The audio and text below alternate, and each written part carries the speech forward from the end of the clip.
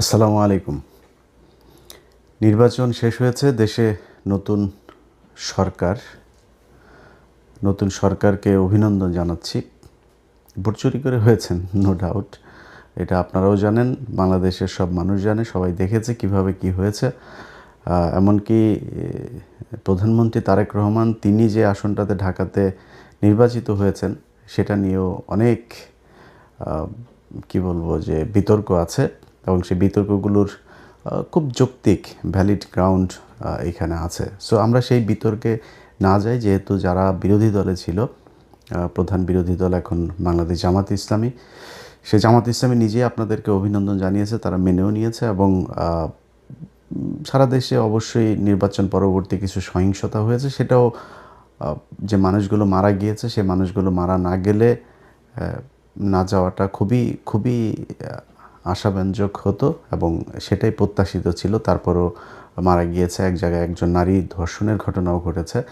এইসব বিষয়গুলো নিয়ে আমাদের অবশ্যই উদ্বেগের ব্যাপার আছে। তারপরেও এখন মোটামুটি বলা চলে পরিস্থিতি কিছুটা শান্ত। তো বিএনপির ভাইরা আপনারা অনেকের সাথে বিএনপি তো আর এই গত প্রায় সেই 2014 সালের 5 জানুয়ারি নির্বাচনের পর থেকে এখন পর্যন্ত আমি ইলিয়াস হুসাইন, আমাকে আপনাদের চিনতে নিশ্চয়ই বাকি নেই। অনেক বিএনপির আমার শুভাকাঙ্ক্ষী যারা আছেন তারা বলে থাকেন যে ভাই, আপনি এই নির্বাচনের আগে এসে কেন আপনি সরাসরি বিএনপির বিরুদ্ধে গেলেন, দাঁড়িপাল্লার পক্ষে ভোট চাইলেন, এটা কেন করলেন? দেখেন ভাই, আপনাদেরকে আবারও বলে রাখি, 2031 সালে বাংলাদেশে আবার যখন নির্বাচন হবে, ওই নির্বাচনে আমি দাঁড়িপাল্লার পক্ষেই ভোট চাবো, এটা আপনাদের আগাম বলে রাখলাম। আপনি যদি মনে করেন যে বৃষ্টি যেদিকে ছাতা সেই দিকে ধরবো, ওই চরিত্র আমার ভেতরে নাই। আপনাদের ভেতরে যদি পরিবর্তন আসে সামনে নির্বাচনে, তখন দেখব। কিন্তু এই মুহূর্তে যদি আপনাদেরকে জিজ্ঞেস করি, যিনি বিএনপির খুব মানে কি বলবো যে পজিটিভ রাজনীতি যারা করেন, যারা আসলেই ভারতকে অপছন্দ করেন, এই 15-16 বছর 17 বছর ধরে, এটা তো বলার অপেক্ষা রাখে না যে বিএনপির উপরেও কী পরিমাণে নির্যাতনে আওয়ামী লীগ চালিয়েছে। তো আপনাদের চোখের সামনেই ঘটেছে। আপনার দলের যিনি প্রধান আছেন, তিনি এই প্রায় 20 বছর যুক্তরাজ্যে কাটাতে হয়েছে, তিনি দেশে যেতে পারেন নাই, তাকে মারা হয়েছে, তাকে হত্যার উদ্দেশ্যেই তাকে নির্যাতন করা হয়েছে। এগুলো এই বাংলাদেশে ঘটেছে। এবং বেগম খালেদা জিয়া, তিনি যদি নাকি বেঁচে থাকতেন, তাহলে এই নির্বাচনের এই পরের অবস্থাটা আরও অনেকগুলো সংকটের অনেক সহজ সমাধান হয়ে যেত। তো তিনিও যে মৃত্যুবরণটা করলেন, আমার বিশ্বাস যে তাকে তিলে তিলে মৃত্যুর মুখে ঠেলে দেওয়া হয়েছে। অনেকেই মনে করবেন যে না, উনি এখন মারা গিয়েছে, এই জন্য হয়তো অভিযোগ করেন, কিন্তু ওনাকে স্লো পয়জনিং করা হয়েছে। যদি সেটা করা নাও হয়ে থাকে, উনি যতদিন ধরে দেশের বাইরে চিকিৎসার জন্য যেতে চাচ্ছিলেন, তাকে চিকিৎসার জন্য যেতে দেওয়া হয় নাই, অহেতুক তাকে জেলখানায় আটকে রাখা হয়েছে, তাকে মৃত্যুর মুখে ঠেলে দেওয়া হয়েছে। এটা অস্বীকার করার কোনো কারণ নেই। তো এই যে নির্যাতনগুলো চলেছে, আপনাদেরকে একদম মুখ পুছে ফেলার, মানে বিএনপির কিছু লোকজনের অবস্থা দেখলে মনে হয় যেন আমরা তাদের বিশাল আকারের শত্রু। ভাই, নির্বাচনে আপনি যদি চান কোনো প্রতিদ্বন্দ্বী আপনার থাকবে না, সবাই আপনার পক্ষে কথা বলবে, তাহলে তো হাসিনা যেরকম নির্বাচন করেছে সেই নির্বাচন হবে। আপনাকে প্রতিদ্বন্দ্বী নিতে হবে, এবং প্রতিদ্বন্দ্বীদের চাইতে ভালো আপনাকে করে নির্বাচনে জয়ী হতে হবে। এটা এবার যেমন ছিল, সামনে যখন নির্বাচন হবে সেই নির্বাচনেও আপনাকে মাথায় এটা রাখতে হবে। এবং সেই প্রিপারেশন যদি আপনার না থাকে, এবার জামাত ইসলামের সাংগঠনিকভাবে তারা আপনাদের সাথে হয়তো খুব নমনীয়ভাবে, দেশের একটা ক্রান্তিকাল চলছিল, এই মুহূর্তে দেশের ভেতরে যদি বিশৃঙ্খলা, আমি আল্লাহর কসম করে আপনাদেরকে একটা কথা বলছি, আমি নির্বাচনের পরে জামায়াতের আমিরের সাথে কথা বলেছি। সেই কথার ভেতরে একদম উনি যা বলেছেন, আল্লাহর কসম করে বলছি, আগেই বলছি, উনি যা বলেছেন সেই কথাটাই আপনাদেরকে বলি। ওনার মুখ দিয়ে বললে হয়তো আপনাদের বিশ্বাস নাও হতে পারত। আমি ওনাকে জিজ্ঞেস করেছিলাম যে আপনারা নির্বাচনের দিন যখন সন্ধ্যার পরে বিভিন্ন কেন্দ্রে ভোট গণনা শুরু হওয়ার পরে আমরা প্রথম দিকে দেখলাম যে সবগুলো আসনে, সবগুলো কেন্দ্রের ভোট যখন ফলাফল প্রকাশ হচ্ছে, তখন দেখা যাচ্ছে যে দাঁড়িপাল্লার ভোট বেশি। হঠাৎ করে বিভিন্ন জায়গায় ভোট গণনা বন্ধ হয়ে গেল। প্রথমে নির্বাচন কমিশনের যে ওয়েবসাইট, সেখানে দেখাচ্ছিল একদম প্রথম পরপর 5টা দাঁড়িপাল্লার, একটা ছিল ধানের শীষের। তো সম্ভবত টাঙ্গাইল 5 বা কোনো একটা আসনের ফলাফল দেখাচ্ছিল যে ধানের শীষের, আর সবগুলো দাঁড়িপাল্লার। এখন এই সময় এসে নির্বাচনের ফলাফল ঘোষণা করা বন্ধ হয়ে গেল।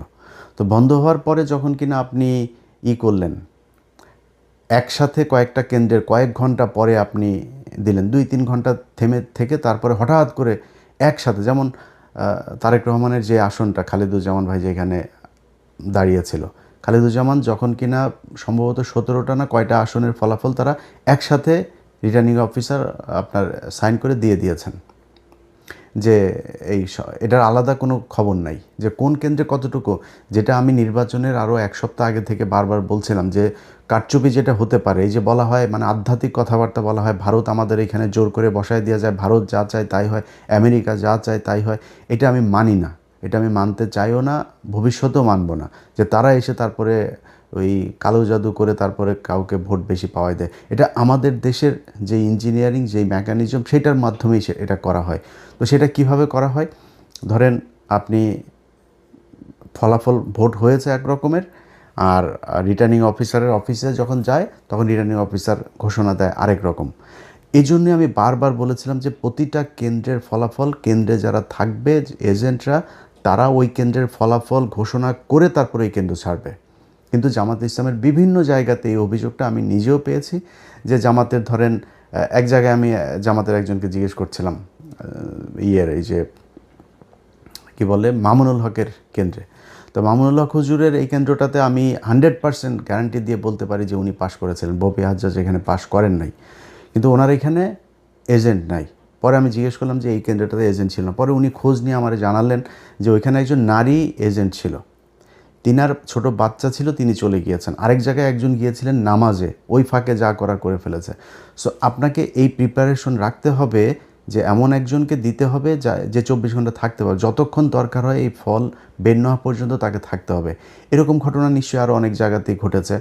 এই ঘটনাগুলোকে যাতে ঘটানো না হয় সেটা ব্যবস্থা করতে হবে। তো আমি আমির সাহেবকে জিজ্ঞেস করলাম যে আপনারা যখন ফলাফল দেখলেন যে কয়েক ঘন্টা বন্ধ রেখে এরপরে এই ফলাফল দেওয়া হলো, হঠাৎ করে 10টা 15টা 20টা কেন্দ্রের একসাথে ফলাফল দেওয়া হচ্ছে, এই 2-3 ঘন্টা যখন বন্ধ ছিল, আপনাদের নিশ্চয়ই মনে আছে, চ্যানেল 24, 71 টিভি, সময় টিভি, তারপর আরও কয়েকটা টেলিভিশন আছে, এরা আপনার রেজাল্ট দেওয়া শুরু করলো কি যে সব জায়গায় বিএনপি, সব জায়গায় বিএনপি। জামাতের যে আসনগুলো আমি নিজে ধরেন যেগুলোর খবর জানছিলাম, যেমন আমার বাসা চুয়াডাঙ্গাতে, আমি চুয়াডাঙ্গার দুটোতেই রেজাল্ট পেয়েছি যে দুটো জিতে গিয়েছে, কুষ্টিয়াতে 3টা রেজাল্ট পেয়েছে জিতে গিয়েছে, নীলফামারীতে জিতেছে, সাতক্ষীরাতে জিতেছে, যশোরে খবর পেয়েছে, কিন্তু সেগুলো রেজাল্ট দেওয়া হচ্ছে না, সেগুলো বলছে না, সব বিএনপি বিএনপি বিএনপি, এবং মানে আজগুবি রেজাল্ট দিয়ে দেওয়া হচ্ছে চ্যানেল 24, তারপরে এই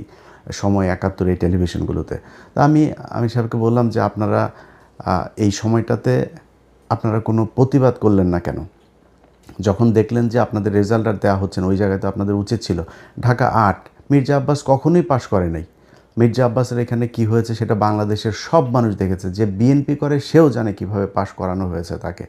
তো এই জায়গাগুলোতে তো আপনারা যখন দেখলেন যে ঠিক আছে ঢাকা 13-য় আমার শেষ, 13-র পুরো এস্টাবলিশমেন্টটা আপনি 14 নিয়ে যেতে পারতেন, 11 নিয়ে যেতে পারতেন, 8 নিয়ে যেতে পারতেন, এটা করা হয় নাই কেন? যেমন নাহিদের আসনে জামাত ইসলামের বিশাল প্রস্তুতি ছিল, সেইখানে কিন্তু কারচুপি করার সর্বোচ্চ চেষ্টা করা হয়েছে, শেষ পর্যন্ত পারে নাই। তো এখন এইখানে এগুলোতে করা হলো না কেন? মির্জা আব্বাসের আসনটাতে সেখানে যেখানে কোনো সিল মারা নাই, এক জায়গায় কালো দাগ আছে, তারা নিজের দাগ দিয়েছে, দাগ দিয়ে তারা বলেছে যে এটা এই পেয়েছে। নির্বাচন কমিশন সিদ্ধান্ত দিল যে যেখানে কালো দাগ, পেপারের যে কোনো এক জায়গায় যদি নাকি থাকে, দাগ থাকে, সেটাই ধানের শীষ হিসাবে গণ্য করা হবে। কেন? ধানের শীষ ছাড়া কি আর কোনো মার্কা নাই ওইখানে? এটা করা হয়েছে। তো এই আমি যতটুকু, আমি আপনাদের কাছে সব কিছু বলছি না, কিন্তু আমি যতটুকু ভেতরে মানুষজনের সাথে কথা বলে বুঝেছি যে এই নির্বাচনটার আসলে এরকম একটা ফলাফল জামাতকেও আগে থেকেই বলে রাখা হয়েছিল যে আপনাদেরকে মেনে নিতে হবে। পরিস্থিতি যদি আপনাদের যায় এবং সেই ক্ষেত্রে যদি কোনো দেশে খারাপ একটা দিকে যায়, তখন কিন্তু আপনারা সামলাতে পারবেন না, আমসালা সব সমানে যাবে। জামাত ইসলাম মেনে নিয়েছে, ঠিক আছে, আমরা তো মানে ভাই জামাত ইসলামের হারানোর কিছু নাই। জামাত ইসলাম আজকে বাংলাদেশের প্রধান বিরোধী দল, 32% ভোট পেয়েছে তারা, না 37%, 37% ভোট পেয়েছে তারা, বিএনপি পেয়েছে 52%। খুব বেশি পার্থক্য নাই তো এত কিছু করার পরেও। এই যে আমরা গত প্রায় 1.5 বছর, বিশেষ করে সব শেষ 6টা মাস ধরে আমরা বট বাহিনীর কথা শুনেছি। তো বট বাহিনী হইলেই 32% সব কি বট নাকি? ভোট কি অনলাইনে হয়েছে, ফেসবুকে হয়েছে? ভোট তো সরাসরি হয়েছে। তাহলে এই যে 37% ভোটটা পেল জামাত ইসলাম, তাহলে এই ভোট কোত্থেকে আসলো?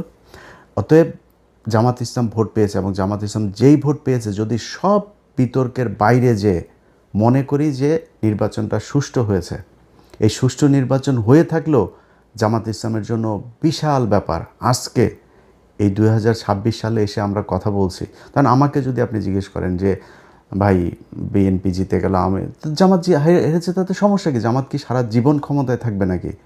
আমি জামাতকে পছন্দ করি, জামাত সারা জীবন জামাত বিরোধী দলে যাবে, জামাত ক্ষমতায় আসবে, এটাই তো আমরা চেয়েছি। তাতে সমস্যাটা কোথায়? শেখ হাসিনা দেশে নাই, এইটার চাইতে সন্তুষ্টি আর কিছু নাই। এখনও মাঝে মধ্যে ঘুম থেকে ওঠার পরে মনে হয় যেন শেখ হাসিনার কি নাই, আসলে এটা সত্যি কল্পনার ভেতরে আসে। তো আমার কথা হলো যে আপনারা যখন কিনা একসাথে রাজনীতি করেছেন, একসাথে জেল খেটেছেন, একসাথে গুম হয়েছেন, এখনও পর্যন্ত বিএনপির লোকজন আপনার খুঁজে পাওয়া যায় না, এরকম অনেক মানুষ আছে না? ইলিয়াস আলী কোথায় আমরা জানি না, চৌধুরী আলম কোথায় জানি না, এরকম অনেক মানুষ আছে যাদেরকে খুঁজে পাওয়া যায় না। এই যে যিনি এমপি নির্বাচন করেছেন তুলি, তিনার ভাই জানে না এখনও সে কোথায় আছে।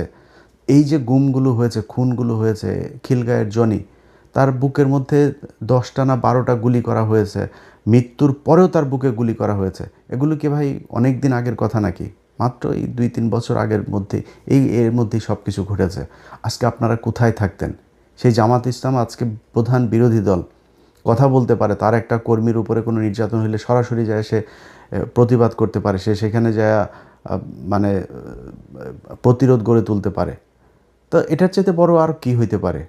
বিএনপি এখন ক্ষমতায়, ভাই স্বপ্ন দেখেছেন? এটা স্বপ্নেও কল্পনা করেছেন যে 2026 সালে তারেক রহমান প্রধানমন্ত্রী হবে? এখন কথা বলতে গেলে তো ভাই অনেক বড় বড় কথাবার্তা বলা যায়। আমরা এই কথাবার্তা নিয়ে যদি তর্ক করতে চান, তর্ক করে পারবেন না। আমরা ওই যে 10 ডিসেম্বর আমরা দেখি না ইয়েতে আপনার যে মিটিংটা হইলো আপনাদের, শেষ পর্যন্ত নিয়ে গরুর হাটের মধ্যে নিয়ে করতে দিতে চেয়েছিল, আপনার জনসভা করতে দিতে চেয়েছিল, মনে আছে সেটা? সারা দেশের মানুষ মানে একটা শ্বাসরুদ্ধকর পরিস্থিতির মধ্যে বসবাস করত। একটা ককটেল ফুটেছে, তাও অনেক দূরে, সেই কাকরাইল মোড়ে না কোথায়। আপনার মহাসচিব পরবর্তী কর্মসূচি ঘোষণা না করে দৌড় দিয়েছিল, আবার ফের স্টেজে উঠে এসে এরপরে কর্মসূচি ঘোষণা করে তাড়াতাড়ি দৌড়। এটি তো আপনারা। ভাই খালেদা জিয়ার বাসার সামনে বালুর ট্রাক সরাইতে পারেন নাই 1.5 বছর, এটাই তো আপনারা। খালেদা জিয়াকে জেলখানায় নিয়ে গিয়েছে, কিছু করতে পেরেছেন? কি করতে পেরেছেন? চিকিৎসা, এই যে মহিলাটাকে চিকিৎসা নিতে দেওয়া হয়নি, বাড়িতে ছিল তখন, তো জেলখানায় না, বাড়িতে ছিল, সেখান থেকেও তাকে বিদেশে নিতে দেওয়া হয়নি। কি করেছেন তার জন্য? মহিলা মারা গিয়েছে, এই তিলে তিলে ধুকে ধুকে তারপরে মারা গিয়েছে। সো এত বড় কথাবার্তা বলে লাভ নাই। এই দেশে আপনি রাজনীতি করবেন, বিরোধী দলে যাবেন, আবার ক্ষমতায় আসবেন, সরকারি দলে থাকবেন, বিরোধী দল আপনারা অনেকভাবে জ্বালাবে, সব ঠিক আছে, এটা পার্ট অফ পলিটিক্স। কিন্তু আওয়ামী লীগ যদি ক্ষমতায় আসে, আওয়ামী লীগ যখন আপনার বিরোধী দল বা আপনি বিরোধী দল আর আওয়ামী লীগ সরকারি দলে থাকে, ওই সময় পরিস্থিতি কি হয় সেটা আপনারা এই গত 15 বছরে দেখেছেন। অতএব এইটুকু দিয়েই চিন্তা করেন। আজকে সারা দেশে বিভিন্ন জায়গায় আমরা দেখছি যে করা হচ্ছে, কি বলে, ওই যে আওয়ামী লীগের পার্টি অফিসগুলো আপনারা খুলে দিচ্ছেন। এই যে পার্টি অফিসগুলো খুলে দিচ্ছেন না, এটা যদি মনে করেন এই আমাদের এই বুকের ভেতরে না এটাতে ব্যথা হয়। এই যখন দেখি যে আওয়ামী লীগের পার্টি অফিস, আজকে সকালে আমি যখন এই ভিডিও রেকর্ড করছি তখন বাংলাদেশ সময় সকালবেলা দেখলাম যে মাদারীপুরের ওই দিকের কোন এক এমপি সহ, এক নারী এমপি সহ আরও 3 জনের জামিন হয়েছে। কোন গ্রাউন্ডে জামিন হলো? কিভাবে জামিন হইল? এগুলো যদি মনে করেন যে আওয়ামী লীগ আপনার জন্য বেটার অপোজিশন, এই 17 বছরের শিক্ষা না হইলে তো আর কিছু বলার নাই। যদি শিক্ষা হয়ে থাকে তাহলে এগুলো থামায়। আওয়ামী লীগ বাংলাদেশে রাজনীতি করতে দিবেন, কোনো সমস্যা নাই, রাজনীতি যে মনে চায় করুক। আওয়ামী লীগ কী করেছে, কীভাবে দেশ চালিয়েছে বাংলাদেশে মানুষ দেখেছে। মানুষ যদি তারা ভোট দেয় করতে দেন, কিন্তু বিচার হইতে হবে। এই একজন এমপি কিভাবে ছাড়া পায় সাধারণ কর্মী, গ্রামের ওয়ার্ডের একজন কর্মী, তারে নয় বুঝলাম যে আপনি 1.5 বছর হয়েছে, ওকে ঠিক আছে, ওরে ছাড়ো এবার। তো একজন এমপি কীভাবে ছাড়া পাইল? শেখ হাসিনার পরিবার রাজনীতি করতে পারবে যদি চায়, এগুলো আপনারা যখন বলেন তখন খুব কষ্ট হয়। যেই কারণেই নির্বাচনের আগে এসে আমাদের এই পক্ষ সরাসরি নেওয়ার কোনো সুযোগ ছিল না। আজকে যারা এই প্রশ্ন করেন যে ভাই কেন দাঁড়িপাল্লার পক্ষে গেলেন, তারা গতকাল যখন কিনা শপথ নিল ওই সময় কিছুটা টের পেয়েছেন যে কেন আমরা জামাত ইসলামের পক্ষে গিয়েছিলাম। তারা প্রথম দিনেই এই শহীদের এতগুলো রক্তের সাথে তারা বেইমানি করেছে। এই গাদ্দারি আল্লাহ সহ্য করবে না।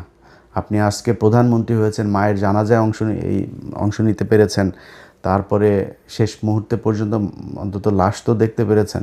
এটা এই শহীদদের কারণে। এই যে কয়দিন আগে মানুষগুলো মারা গেল, এরা জামাত ইসলাম, আওয়ামী লীগ, বিএনপি কোনো রাজনৈতিক দল বুঝতো না। এরা সাধারণ মানুষ।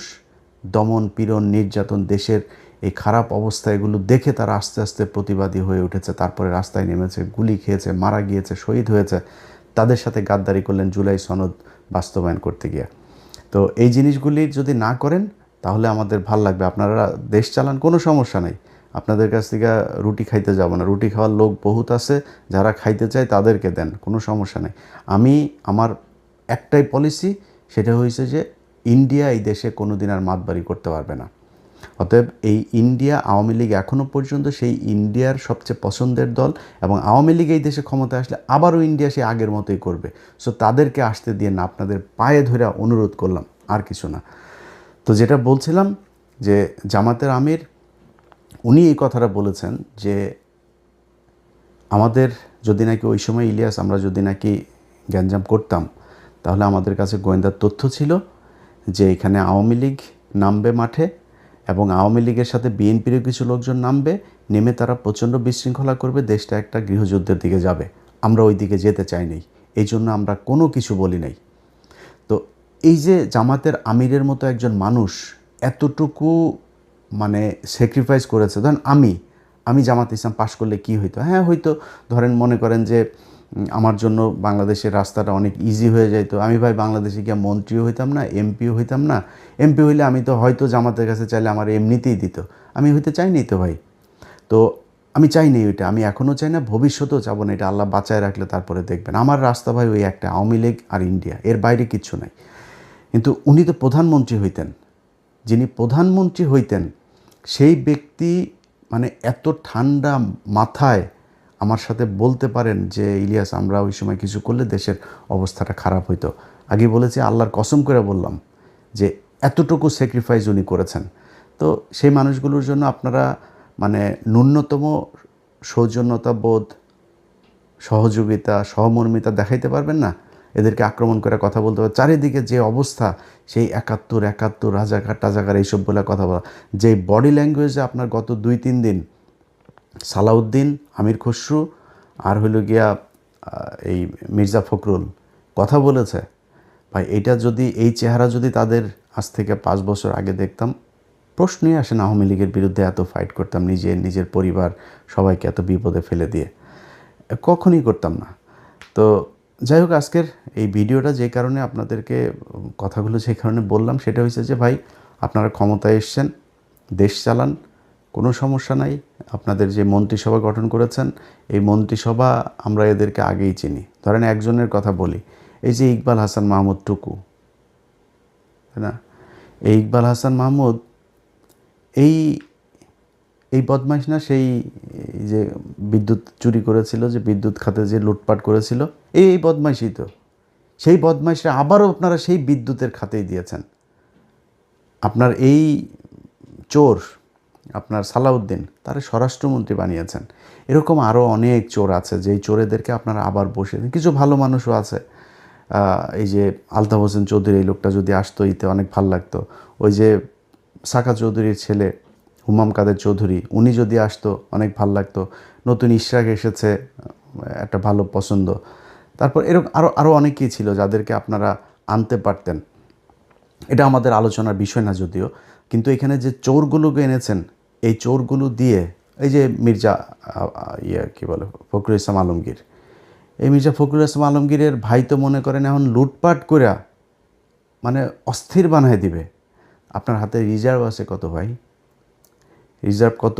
ডক্টর ইউনূস তো তেনা তুনা পেঁচায়া আকুর বিল বাকি, আদানির বিল বাকি, বিশ্বব্যাংকের বাকি, কিস্তি বাকি, IMF-এর কিস্তি বাকি, বিভিন্ন বাকিটা কী করে শেষের দিকে এসে আমরা $29 বিলিয়ন রেখে গেলাম। এই $29 বিলিয়ন ভাই, এই রোজার পরই অবস্থাটা দেখেন না। অলরেডি ডলারের দাম ঊর্ধ্বমুখী। আজকে জ্যাকসন হাইটে গিয়েছিলাম, দেখলাম যে আমি গত 3-4 দিন আগে জ্যাকসন হাইটে গিয়ে দেখলাম কত যেন আজকে তার চাইতে $1 বেশি। তো ডলারের দাম বেড়ে যাচ্ছে। তারপরে জিনিসপত্রের দাম, এখন এই যে রমজান এসেছে, জিনিসপত্রের দাম বাড়ানো, নানান চ্যালেঞ্জ সরকারের হাতে। তো এই যে জায়গাগুলো, আপনারা এমনিতেই তো ভাই অস্থিরতার মধ্যে থাকবেন, তার উপরে এসে আবার এখন রাজনৈতিক যে বিরোধী দলটা আপনাকে সহযোগিতা করতে চাচ্ছে, সেই বিরোধী দলটাকে আপনি খোঁচায় আবার সেই 71-72 এসব 71-72 ট্যাবলেট বাংলাদেশের মানুষ আর খাবে না। আপনার ওই যে 32 নাম্বার ভেঙে দেওয়া হয়েছে না, 32 নাম্বার আবার ওইখানে ওইটার করেন, যেহেতু আওয়ামী লীগের অফিস টফিস খুলে দিচ্ছেন, তো 32 নাম্বার আবারও মেরামত করেন, আবারও ভাঙা হবে, এটা নিয়ে কোনো ডাউট নাই। এইভাবে আপনারা যদি নাকি আওয়ামী লীগকে রিহ্যাবিলিটেট করতে চান, করতে পারেন, করে যান, দেখেন কতটুকু আওয়ামী লীগ আর আপনারা সব এক হইয়া তারপরেও জামাতের সাথে 5 বছর পরে লাগতে আইসেন, দেখেন তারপরে জামাতের ভোট কত আছে আর আপনাদের দুইটারে মিলায় ভোট কত আছে। তো যারে জুতা দিয়ে পেটাইলেও যার লজ্জা হয় না, তারে তো আর থাপড়ায় লাভ নাই, তাই না? তো জুতা দিয়ে পেটাইছে আওয়ামী লীগ, তারপরে আওয়ামী লীগই ভালো, আওয়ামী লীগের লোকজনরা আপনাদের এত পিরিতি আওয়ামী লীগের সাথে, তো করেন, সমস্যা কোথায়? আপনারা চালাইতে থাকেন আওয়ামী লীগের নিয়ে, মানুষ এগুলি দেখছে। আপনি যদি মানুষের মাইন্ড রিড করতে না পারেন, তাহলে এই আওয়ামী লীগের যে অবস্থা হয়েছে, আপনাদের অবস্থা ঠিক ওইরকমই হবে। আপনারা আওয়ামী লীগ এবং এই ইন্ডিয়ার আজকে এই জুলাই আন্দোলনের একদম মূল এজেন্ডা ছিল হচ্ছে এই দুইটা, যে আওয়ামী লীগ ইন্ডিয়া, এই দুইটার ব্যাপারে মানুষ এত পরিমাণে খেপেছিল, সেই দুইটারই আপনারা বিশাল পিরিতি দেখাইতে যাচ্ছেন। মন্ত্রী পরিষদটা আমি যদি নাকি নাম ধরে বলি, ওনার এরা তো সব প্রভাবশালী লোকজন, তো আর নতুন করে আর বিতর্ক বাড়াই না, বাট আমার কাছে মনে হয়েছে যে একদম 8-10 জন একদম ইন্ডিয়ার মানে পয়দা করা মন্ত্রী এখানে বানানো হয়েছে, একদম চিহ্নিত ইন্ডিয়ান রয়্যাল এজেন্ট, তাদেরকে এখানে মন্ত্রী পরিষদে বসানো হয়েছে। সো সেই মানুষগুলিকে নিয়ে আপনারা বাংলাদেশে মানুষের সাথে তামাশা করলেন, জুলাই সনদই করলেন না, করতে থাকেন, সমস্যা নাই। এই পৃথিবী শুধু 5 বছরের জন্য না। আজকে আপনারা যেই চেয়ারে বসে আছেন, এই চেয়ারে আপনাদের যে বহু প্রতাপশালী শেখ মুজিব ছিল, বহু প্রতাপশালী শেখ হাসিনা ছিল, আজকে তাদের অবস্থা কোথায়? শেখ হাসিনার দিন কাটে এখন, আগে 2-1 বোতল খাইতো, এখন মনে হয় 8-10 বোতল ফেন্সিডিল খায় তার দিন কাটে। কোথায় সে আওয়ামী লীগ?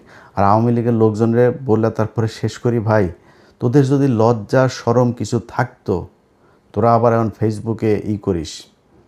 ওই তারেক রহমানের মেয়ের একটা ভিডিও বের হয়েছে, সেই ভিডিও দিয়া তারপরে এক জায়গায় দেখলাম লিখেছে যে ওদের শেখ পরিবারের মেয়েরা নাকি বিশাল আকারের সম্মানিত, তারা নাকি জীবনে, তোদের শেখ পরিবারের একটার জামাই হইল গিয়া ইহুদি, একটার বউ খ্রিস্টান, একটার যায় আকাম কুকাম করিস ইন্ডিয়াতে, তোদের তো বাংলাদেশে কিছুই নাই। তারেক রহমানের মেয়ে কোন গানে গিয়ে বন্ধু বান্ধবীর সাথে পড়াশোনা করে সেখানে গিয়ে সে ফান করেছে, সেটা তো বহুত ছোট জিনিস। তারেক রহমানের তো আর তার মেয়েরে তো আর ওই লন্ডনে তো আর ফেলে দিয়ে আসে না আরেকজনের সাথে, ওরা এটা নিয়ে করে। ওদের যদি লজ্জা শরম কোনো কিছু যদি থাকতো, ওদের যেভাবে জুতায়া বাংলাদেশের মানুষ পাঠিয়েছে, ওরা এতদিনে অন্তত মানে পায়ে ধরে হাতে ধরে মাপ চাইতো যে ঠিক আছে আমরা যা ভুল করেছি আর ভুল করব না।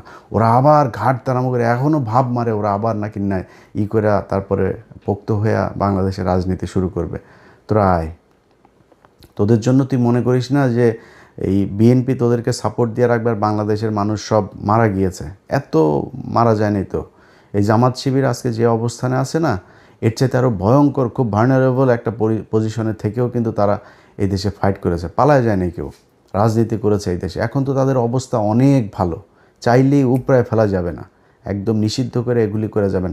আওয়ামী লীগই তাদেরকে একদম পরিপূর্ণ করে দিয়ে গিয়েছে। যাদেরকে এতদিন বলা হইতো যে রাজাকার ছিল, মুক্তিযুদ্ধের সময় জীবিত ছিল, সব ফাঁসি দিয়ে দিয়েছে। এখন কি বলবি? এখন এদেরকে রাজাকার বলবি, এদেরকে ফাঁসি দিবে, এদের বিচারের আওতায় আনবি, কিনে আনবি।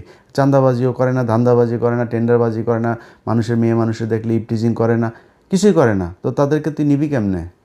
আবার এই হাসিনার মতো ওই যে ইন্ডিয়ারে নিয়ে তারপর ওইভাবে, ওইটা অত ইজি হবে না বিষয়টা। তো এটা করতে আসলে সেই পরিস্থিতি কি হয় সেটা বাংলাদেশের মানুষ দেখিয়েছে জুলাই মাসে।